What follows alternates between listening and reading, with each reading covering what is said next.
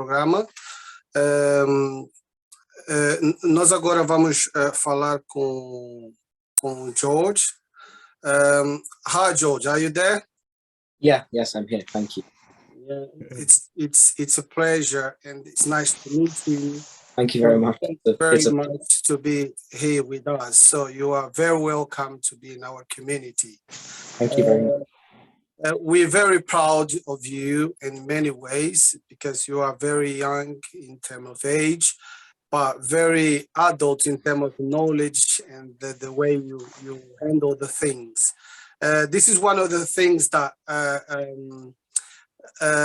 came to us, and we said, why not? Why not bring George to our community so he can also express his way to see things, and also things about us, especially, isn't it? Okay, George, can you do yourself a brief presentation, please? Sorry, like an introduction. Yeah, introduce yourself here to everybody. Oh yeah, my name is George. I'm 15 years old, and I initially came in touch with this organization when I was introduced to it by Mr. Gomez, and we had very good conversations, and I think he was impressed with me. I'm not sure though, you'll have to ask him. And ever since I've become very interested in Angolan culture and Angolan history as well. So I feel very kind of in touch and very interested in learning more about the Angolan community. Okay, thanks very much. Yeah, that's really impressive. Yeah. Talking about Angola community, what do you know about our gastronomy, our dance, our dress code? Tell about us about something about these three subjects: gastronomy, dance, and dress code. So in terms of gastronomy, I know that one of the most popular foods in Angola, and I also believe the national dish, is funge. Is that how you pronounce it? Am I correct? Yes, there? that's correct. Yes. Sorry, you're gonna have to put up with my pronunciation. So funge is a kind of cassava flour or maize whisked into boiling water, and it's usually served with mamba de galinha, which I believe is a kind of chicken stew. Yes. And I find that very interesting because I am the son of Romanian immigrants, and Romanian food is very similar in that regard. We have very similar dishes to that. So I felt like that was very interesting to learn about. In terms of the music and the dance, I know that one of the most popular forms of folk music in Angola is semba. Yes. And another form of traditional music and dance style is also called rebita. Yes. And there is also a number of more modern varieties of song and dance and music in Angola, such as kuduro. Yes, yeah. So we can see that from this, Angola is a very vibrant place that's both in touch with its history and its future, which I find very interesting. And in terms of the dress, there's a very popular fabric called samakaka, I believe. Is that correct? Yes. And this has traditional Angolan patterns and very vibrant colors. However, it also differs depending on the different tribes that are in Angola, and they have different cultures, which I think is one of the things that makes Angola a very interesting country to learn about because of its diversity and its mix of different cultures and people groups. Oh, that's really great. That's impressive. I think also George, obviously, you couldn't read any history of our past, of our country, without pass through the civil war that the country has been plugged in for a very long term of years. Could you tell us about the Angola civil war? So the Angolan civil war is very interesting. So in brief, because it's a very complicated conflict. Yes. After the independence from Portugal, there were two main movements that had fought for Angolan independence, which was the People's Movement for the Liberation of Angola, or the MPLA, which was led by Agostinho Neto and José Eduardo dos Santos. And there was the National Union for the Total Independence of Angola, also known as UNITA, led by Jonas Savimbi and Jeremiah Chitunda. And there was also the National Liberation Front of Angola, or the FNLA, which was led by Holden Roberto. And these three groups had different views about what Angola should look like after their independence.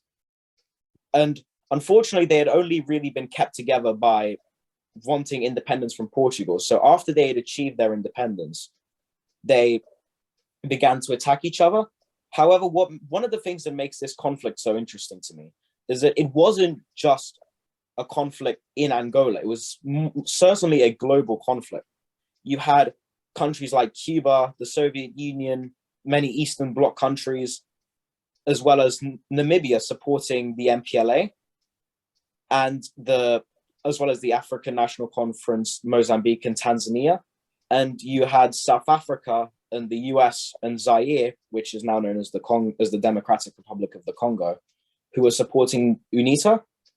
And not only did Angolan soldiers end up liberating their own country, they also ended up helping Namibia to achieve its independence as well, especially aiding them at the Battle of Quito Quanavale.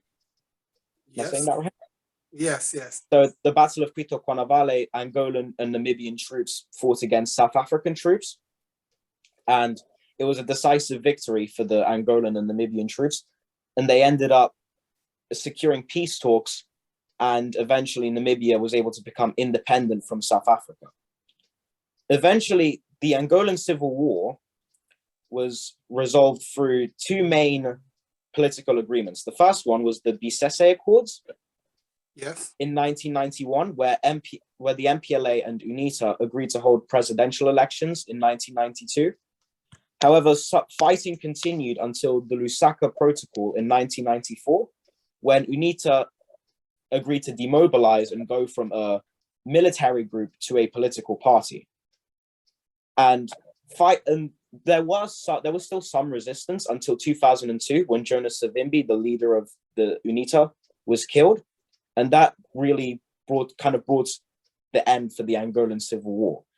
And now it's been a slow process of kind of reconstruction towards becoming more united and becoming a more stable country. The Angolan Constitution, which was created in 2010, helped to guarantee this.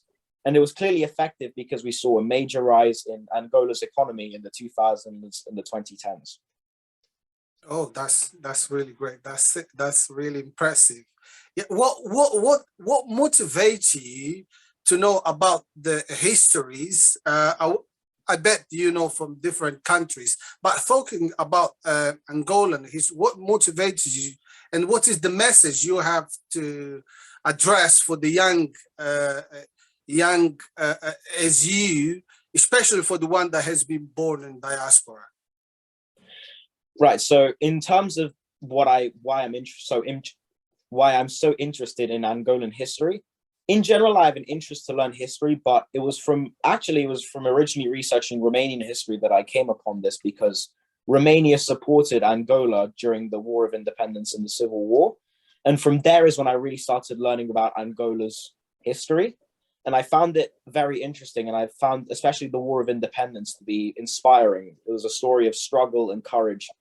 And eventually they did get their freedom. And despite the differences that all of these kind of military groups had, they were eventually able to reach an agreement and create a unified and stable country in a continent where sometimes, you have people saying, oh, look, African countries are so unstable.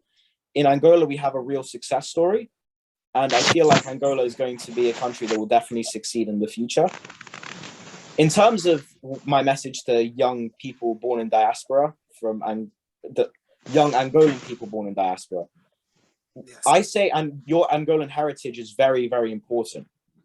And as a kind of question that I've struggled with also myself as a son of Romanian immigrants is, can you be both from your parents' country and the country you were born in at the same time? Because my parents are Romanian migrants to the UK, and I was born and raised in the UK.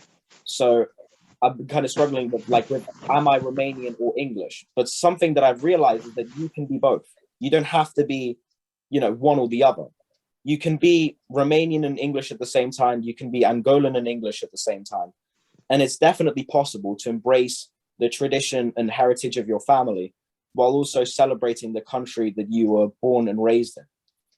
A final message that I would say is that history and knowledge is very powerful in today's society. And the more you can learn about that, especially from your own country and your own background and your own heritage, I think the more experience you'll get and the more you'll kind of hold on to your country's heritage, which is very important. Oh, lovely. Thanks very much. Thank you. It's been a pleasure. Very much.